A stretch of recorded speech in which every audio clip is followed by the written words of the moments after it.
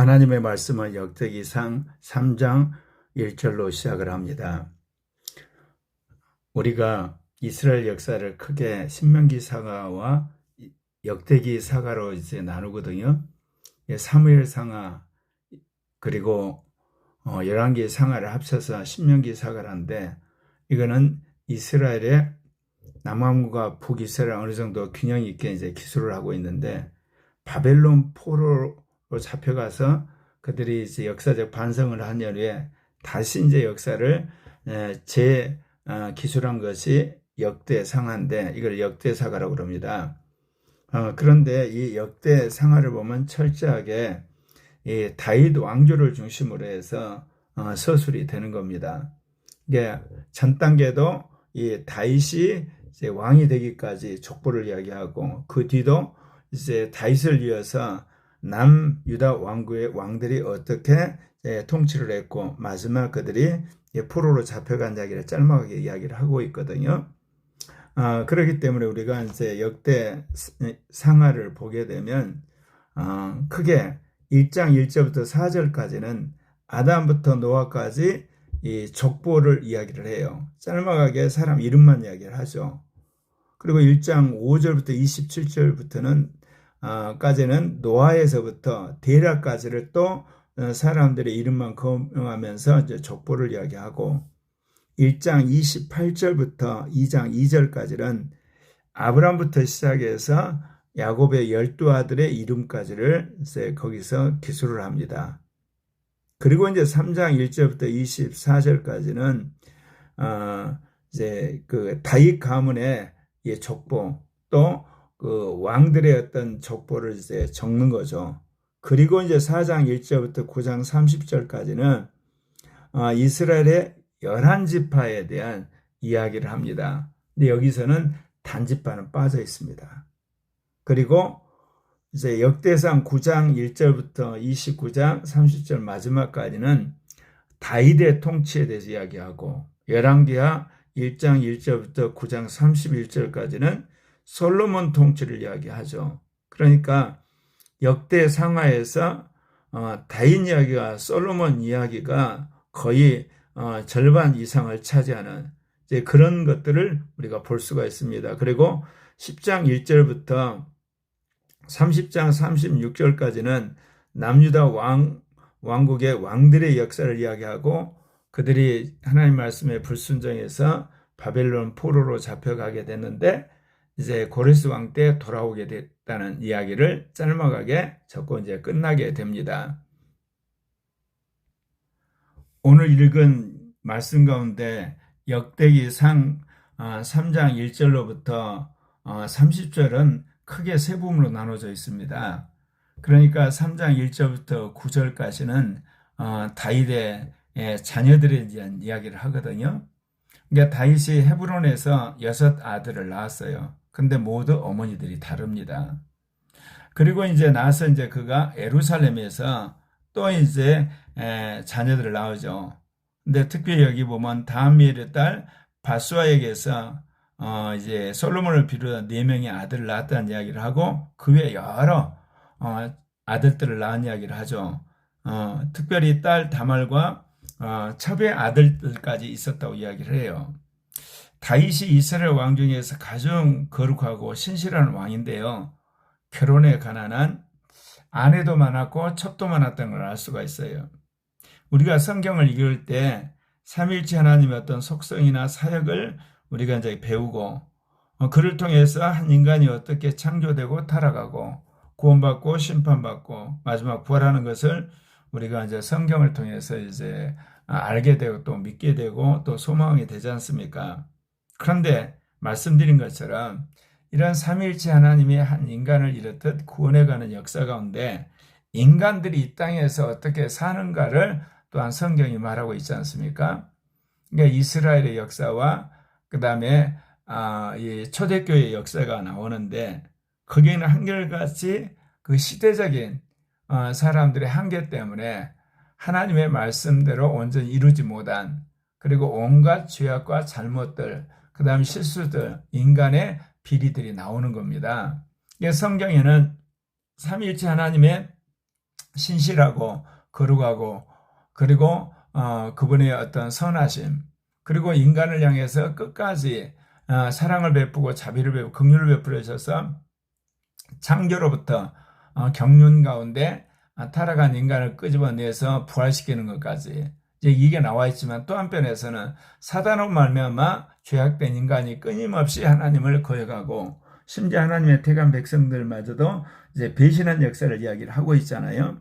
여기서 이제 우리가 알아야 될 것은 이런 인간들의 어떤 그 삼위일체 하나님에 대한 적극적인 반응이나 거부 반응은 시대적인 한계가 있다는 겁니다. 말씀드린 것처럼 다윗도 결혼 문제거나 왕으로서 시대적 한계를 벗어날 수가 없었어요. 그러니까 엄청나게 많은 아내들과 첩을 두었거든요. 그런 말미암아 왕자들과 공주들이 얼마나 많았습니까? 나중에는 다윗의 죄악으로 그러기는 했지만 왕자의 난들이 계속 일어나는 것을 보게 됩니다. 그렇기 때문에 우리는 성경을 볼 때 창세기서부터 계시록까지 이해는 해야 되지만 실전적 차원에서 우리가 적용할 때는 거꾸로 계시록으로부터 창세기로 보는 종말론적 사고가 필요합니다. 왜 그러냐면 갈수록 주님께서는 우리로 하여금 더 거룩하고 더 온전하고 더 신실하고 그리스도의 장성한 분량에 이르기까지 자라라고 그랬기 때문에 종말론적 관점에서 성경을 해석해야만 삼위일체 하나님의 원래 의도가 확실히 드러나기 때문에 그렇습니다. 그리고 이제 역대기상 3장 10절부터 27절에 보면 이제 솔로몬 왕으로부터 바벨론 포로기까지 유다 왕들의 이제 계보가 또 여기에 쭉 나오죠. 그러니까 솔로몬, 르호보암, 아비야, 아사, 여로사밧, 요담, 우시야, 요담, 아하스, 히스기야, 므낫세, 아몬, 요시야, 여호야김, 여호야긴, 시드기야.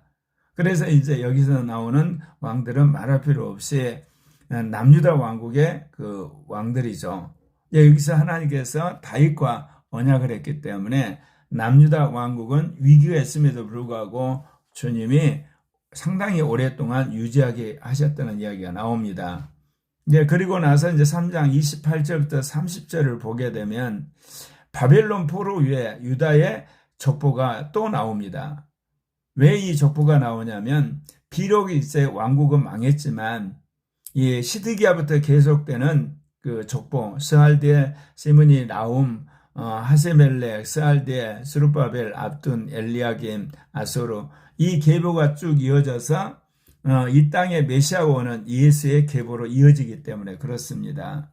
그러니까 주님께서는 이 다윗이라고 하는 왕을 중심으로 해서 역사를 서술할 때 그 전에는 이제 아브람, 그 전에는 노아, 그 전에는 아담 그렇게 이어지는 예수 그리스도의 구속사의 어떤 족보를 이스라엘 역사 가운데서 계속해서 주님께서 보존해 오었다는 것을 훗날 신약 성경이 완성되고 나서 우리가 새삼 그거를 보게 되는 겁니다. 왜냐하면 구약에 이렇게 계속 족보를 적어왔는데 그 이유를 사람들이 명확하게 몰랐죠. 나중에 예수님이 오고 나서야 그걸 알게 되는 거죠. 그래서 마태복음의 족보가 나오고 이제 누가복음의 족보가 나오죠. 마태복음은 요셉 쪽에 족보로 갈 수 있고 누가복음은 이제 마리아 쪽에 족보로 갈 수 있는데 그를 통해서 하나님이 왜 노아를 택하고 아브라함을 택하고 다윗을 택했는가가 명확히 드러나요. 그거는 이 땅에 예수 그리스도가 오는 데 있어서 믿음의 족보가 필요하고 믿음의 여인 그리고 믿음의 민족이 필요했던 거죠. 그러니까 혈연적으로 주님께서는 아브라함의 민족과 언약을 맺어서 이스라엘이라고 하는 왕국을 세우게 하셨어요. 그런데 여러분이 이제 성경 보면 아시겠지만 예수님이 오시고 나서 이제 오순절 마가다락방에 성령 임하고 나서 이제 교회가 세워지지 않습니까? 교회가 세워진 이후에는 우리가 말하는 그 구약의 족보 개념이 사라져요. 이제는 혈연적 의미에서 왕국 시대는 갔거든요. 예수 그리스도의 복음을 믿은 사람들이 성령을 받아서 새로운 제2의 이스라엘이라고 할 수 있는 새로운 이스라엘이라고 할 수 있는 교회를 세워버렸기 때문에 그렇습니다. 그래서 교회는 나라를 초월하고 족속도 초월하고 그다음 백성도 초월하고 이제 방언도 초월하는 그야말로 그리스도를 머리로 하는 세계적인 공동체가 출현한 거죠. 우주적 공동체가 출현했기 때문에, 그렇기 때문에 우리가 신약의 성경 말씀을 적용함에 있어서 구약의 말씀을 우리가 가져올 때 조심해야 됩니다. 구약은 혈연적인 민족 공동체였고 실제적으로 왕국이었습니다. 그러나 신약에 와서는 이 글로벌 공동체, 그야말로 세계적인 공동체고 인류 공동체거든요. 물론 인류 공동체로서 교회가 선교적 사명을 감당할 때는 사실은 또 민족적인 교회 또는 민족적인 그런 어떤 공동체, 민족적인 선교를 할 수가 있었던 것을 봅니다. 처음에는 하나님께서 이스라엘을 택하게 되고, 그 다음에 나중에 우리가 역사를 보게 되면 이런 시리아라든지, 그 다음에 이게 이란이라든지 터키, 그리고 이집트, 에티오피아, 그리고 나중에 이제 그리스, 그 다음에 이탈리아, 그 다음에 에스파냐, 포르투갈, 프랑스, 독일, 뭐 이렇게 덴마크, 노르웨이, 스웨덴, 그 다음에 영국, 스코틀랜드, 그 다음에 미국, 호주, 그 다음에 남아공, 그 다음에 이제 제3세계 교회를 쓰시는데, 특별히 그 중에 하나님이 한국을 이제 부르셔서 제3세계 선두주자가 되어서 남미에 있는 여러 나라들, 브라질이라든지 우루과이라든지 아르헨티나라든지 칠레라든지 이런 나라를 일으키시고, 또 하나님께서 또 아프리카에 이제 우간다라든지 케냐라든지 나이지리아라든지 이디오피아 이런 나라를 일으키시고, 아시아에서는 필리핀이나 인도네시아라든지, 그리고 베트남이라든지 인도라든지 아르메니아라든지 그리고 이스라엘이라든지 요르단이라, 그리고 쿠웨이트, 이제 이런 나라들을 주님이 이제 한국을 통해서 일으키고 계시는 걸 보게 됩니다. 이제 4장에 들어가게 되면요, 4장에서는 크게 이제 유다 지파의 족복을 4장 1절부터 시작을 해가지고 23절까지 유다 지파 족복을 이야기합니다. 그리고 나서 이제 시몬 지파에 대해서 4장 24절로부터 43절까지 이야기하거든요. 네, 유다 지파를 이제 이야기를 하는데, 그 4장 1절에 유다의 아들들이라고 이야기를 하면서 뭐라고 이야기하냐? 베레스, 헤스론, 갈마, 그 다음에 훌, 소박 이야기를 합니다. 그런데 여기서 보면 그 유다의 아들은 베레스예요. 헤스론은 손자거든요. 그러니까 여기 나오는 유다의 아들들이라는 표현을 했지만 엄밀히 말하면 유다의 아들과 손자 그리고 후손들이라고 할 수가 있습니다. 이어서 이제 그 유다의 그 족보가 계속 나오는데, 거기는 뭐냐? 그 유다 지파의 그 족보 중에 그 여러 분파들을 이야기를 합니다. 그러니까 유다로부터 소발, 도하냐 이런 식으로 이어지는 것이 나오게 되고, 또 하나는 유다로부터 예담이 나오고, 그래서 또 족속이 나오고, 또 유다로부터 훌이 나오고 에브라다가 나오고, 유다로부터 아술이 나오고 두아비가 나오고, 유다로부터 아술을 거쳐서 나라는 여인을 통해서 후손들이 나오는 이야기가 나오고, 또 유다로부터 아수르를 거쳐서 헬라란 여인으로부터 족보가 나오고, 또 유다로부터 고스를 거쳐가지고 자손들이 나오고, 유다로부터 이 후손들을 거쳐 야베스라는 사람이 나오는 이야기. 그러니까 여기 나오는 내용들을 전부 보면 그 유다로부터 여러 분파가 나오는 이야기를 하고 있습니다. 그런데 이 역대상하 4장 10절에 보면 기도문이 하나 나와요. 그 유명한 야베스 기도문입니다. 야베스가 이스라엘 하나님께 아뢰어 이르되, 주께서 내게 복에 복을 더하사 나의 지경을 넓히시고 주의 손으로 나를 도우사 나로 환난을 벗어나 근심이 없게 하옵소서 하였더니 하나님이 그가 구하는 것을 허락하셨더라. 그래서 이 야베스 기도문이 아주 중요하게, 여기에 족보 가운데 다른 이야기가 아니라 바로 야베스 기도문이 나오게 되는 겁니다. 그리고 이제 4장 11절에서부터 이제 유다 지파의 여러 이제 분파들이 또 나오게 되는 거거든요. 그리고 마지막에 이제 4장 21절, 23절에 유다의 아들이 셀라가 있어요. 그 셀라의 후손들 이야기가 나옵니다. 그런데 이제 놀랍게도요, 그 유다의 아들 가운데 세라가 있거든요. 세라의 족보는 여기에 나오지 않아요. 2장에서 잠깐 나오게 되고, 유다의 아들들이 원래 세 명이 있었어요. 엘과 오난과 셀라가 있었거든요. 근데 엘과 오난과 하나님의 심판을 받아서 그가 죽게 됩니다. 그러니까 유다가 두려워해서 이 셀라를 그 첫째 며느리 다말에게 주지를 않아요.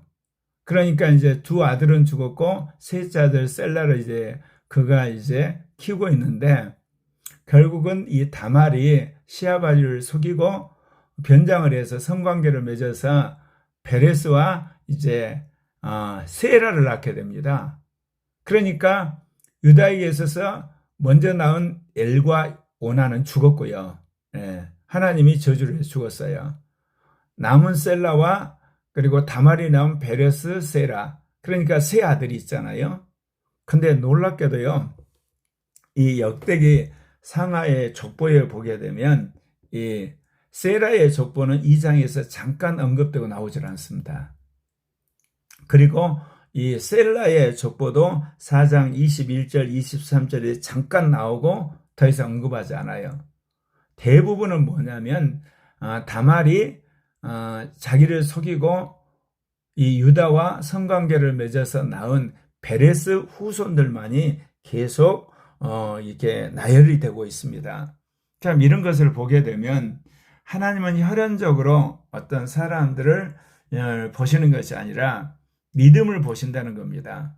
물론 이 땅에야 우리가 혈연적으로 또는 어떤 지연, 학연, 그 다음에 어떤 돈, 권력, 무력 이런 것들이 지배를 해서 양육강실의 어떤 인간 모습이 보이는 거지만, 하나님이 궁극적으로 이 땅에 사는 사람들로 하여금 예수의 복음을 믿게 하고 구원하는 데 있어서는 그것과는 직접적인 관계가 없다는 겁니다. 그래서 우리가 신앙생활 하는 데 있어서 무엇보다도 세상 사람들을 따라가서는 아니 되는 겁니다. 어찌하든지 성경의 말씀을 따라가야 되고, 그리고 성령에 순종하는 사람들이 되는 겁니다. 그래야만 하나님이 기뻐하는 사람이 되고 하늘 백성이 합당한 주님으로부터 인정을 받게 되고 하늘의 상이 쌓이게 되는 겁니다. 이제 4장 24절로부터 43절에 시므온 지파에 대한 이야기가 나옵니다. 시므온이 그 아들 16명과 딸 6을 낳았거든요. 그래서 이제 그들이 번성을 했지만 유다 종족처럼 번성하지 못했다고 성경은 말하고 있습니다. 그리고 이제 역대상 4장 28절부터 그 33절을 보게 되면 먼저 그 시므온 지파가 차지하고 있는 지역들 이야기가 나옵니다. 그리고 나서 이제 각 지역들마다 차지하고 있는 그 분파들 이야기가 나오는 거거든요. 그런데 역대상 우리가 4장 39절에 보면 그들이 그들의 양떼를 위하여 목장을 구하고자 하여 골짜기 동쪽 그들 지경에 이르러 기름지고 아름다운 목장을 발견하였는데 그 땅이 넓고 안정되고 평안하니 이는 옛적부터 거기에 거주해온 사람들이 함의 자손인 까닭이라.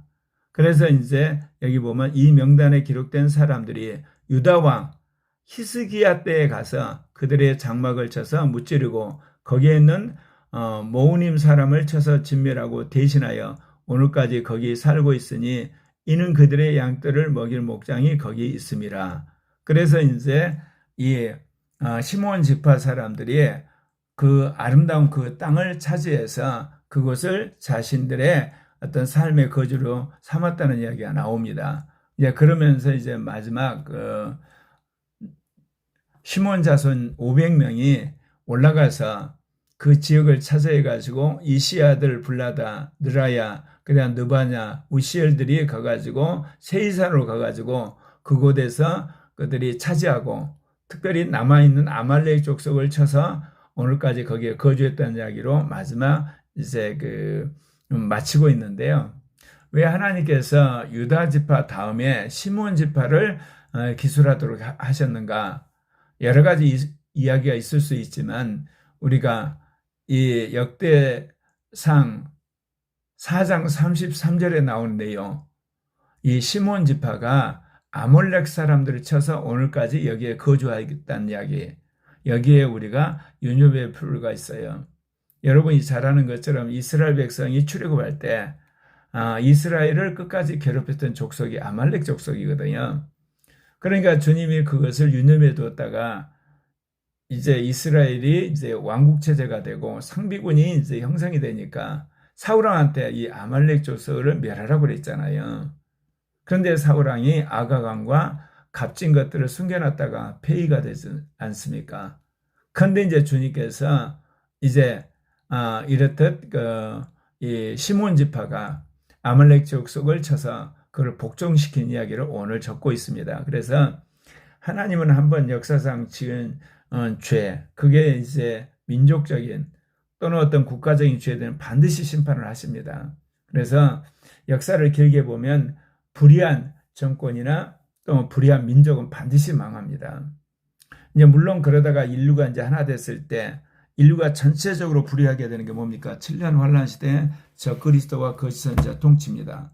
이것도 그리스도가 재림하셔서 심판을 해버리시죠. 그래서 여러분이 분명히 알아야 될 것은 일시적으로는 불의한 정권이나 불의한 나라가 득세를 해요. 그러나 하나님은 반드시 정의로운 세력과 정의로운 국가에서 심판하리라 믿습니다.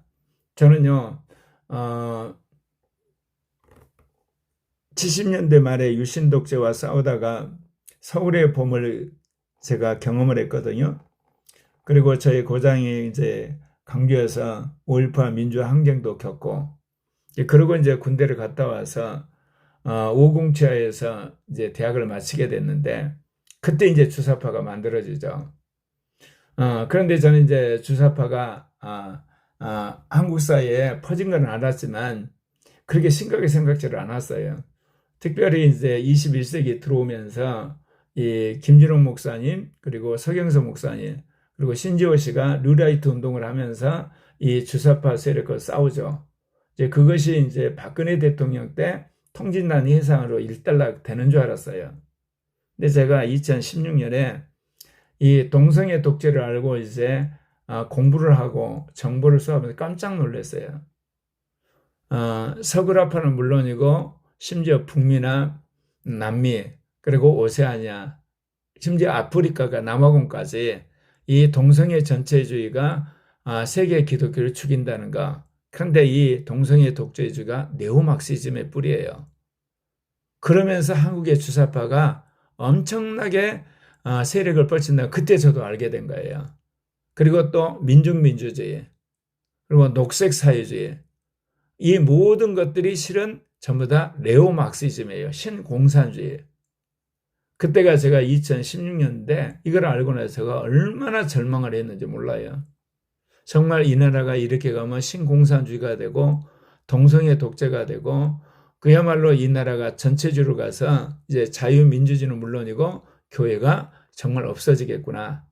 그런데 놀랍게도 하나님께서 2019년에 정광훈 목사와 이 보수적의 사람들이 이제 문재인 정권 타도운동을 시작하고 윤석열 정권이 들어서면서 윤석열 정권을 통해서 하나님이 주사파를 척결하시겠지 그렇게 생각했는데 거꾸로 이 주사파의 선동에 의해서 윤석열 정권이 결국 탄핵으로 물러가는 걸 보거든요.